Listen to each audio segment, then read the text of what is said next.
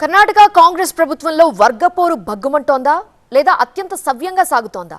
ఎందుకంటే ఎప్పుడెప్పుడా అని ఎదురు చూస్తున్న మంత్రివర్గ విస్తరణకు రంగం సిద్ధమైనప్పటికీ డీకే శివకుమార్, సిద్ధరామయ్య వర్గాల మధ్య పదవుల పంపకాలపై పంచాయతీ రగులుతోంది. సోమవారం మంత్రివర్గ ప్రమాణ స్వీకారానికి ముహూర్తం ఫిక్స్ అవుతోంది అనే ప్రచారం జరుగుతున్న వేళ ఢిల్లీ పెద్దల సమక్షంలోనూ వీరిద్దరి మధ్య జరిగిన వాదోపవాదనలు రాజకీయ వర్గాల్లో హాట్ టాపిక్ గా మారాయి.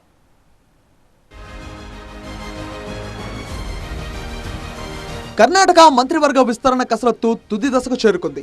ఆదివారం రాత్రిలోగా కాంగ్రెస్ హైకమాండ్ తుది జాబితా ఖరారు చేయబోతోంది.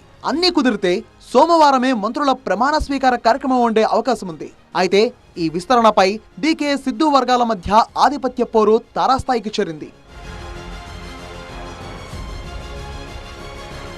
ఎస్సీ, ఎస్టీ, ఓబీసీ, మైనారిటీ వర్గాలకు మంత్రివర్గంలో సింహభాగం కేటాయించాలని సిద్ధు వర్గం గట్టిగా వాదిస్తోంది. సామాజిక న్యాయమే ప్రాతిపదికగా జాబితా ఉండాలని సిద్ధరామయ్య పట్టుబడుతున్నారు. అటు సీఎం డీకే శివకుమార్ 2028 అసెంబ్లీ ఎన్నికలను దృష్టిలో పెట్టుకుని అడుగులు వేయాలని భావిస్తున్నారు. యువ ఎమ్మెల్యేలు, పార్టీ కోసం కష్టపడిన నాయకులు, ప్రధాన సామాజిక వర్గాలకు తగిన సమతుల్యత దక్కాలని, కేవలం సామాజిక సమీకరణాలకే పరిమితం కాకూడదని డీకే శివకుమార్ వాదిస్తున్నారు.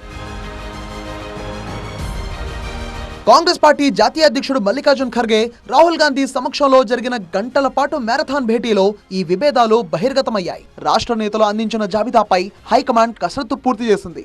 మేము పరీక్ష రాశాం, ఫలితాల కోసం ఎదురు చూస్తున్నాం అంటూ Karnataka PCC chief BK Hariprasad comment చేశారు. పంచాంగం, ముహూర్తాలు చూశాకే సీఎం శివకుమార్ ప్రమాణ స్వీకార సమయాన్ని ఖరారు చేస్తారని హరిప్రసాద్ తెలిపారు.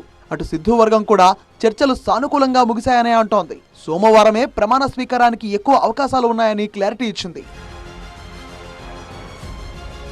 కర్ణాటక మంత్రిమండలిలో సీఎంతో కలిపి మొత్తం 34 మంది మంత్రులు ఉండే అవకాశం ఉంది. ప్రస్తుతం 14 మంది మాత్రమే మంత్రులు ఉండగా మరో 20 స్థానాలు ఖాళీగా ఉన్నాయి. చాలా కాలంగా ఈ పదవులు ఖాళీగా ఉండడంతో కాంగ్రెస్ ఎమ్మెల్యేలు ఢిల్లీ నుంచి బెంగళూరు వరకు తీవ్ర స్థాయిలో లాబింగ్ నడిపిస్తున్నారు. కేబినెట్ విస్తరణతో పాటు శాసనసభ స్పీకర్, మండలి చైర్మన్, చీఫ్ విప్ పదవులు, అలాగే మండలిలో 5 నామినేటెడ్ స్థానాల భర్తీపై కూడా హైకమాండ్ దృష్టి పెట్టింది. మంత్రి పదవుల భర్తీలో కులాల వారీగా సమతుల్యత సాధించడం ఒక ఎత్తైతే డీకే, సిద్ధు వర్గాల మధ్య సర్దుబాటు చేయడం హైకమాండ్ కు కత్తి మీద సాములా మారింది. ఆదివారం రాత్రి వెలువడే తుది జాబితా ఏ వర్గానికి ఊరటనిస్తుంది, ఎవరికి నిరాశ మిగులుస్తుంది అనేది వేచి చూడాలి.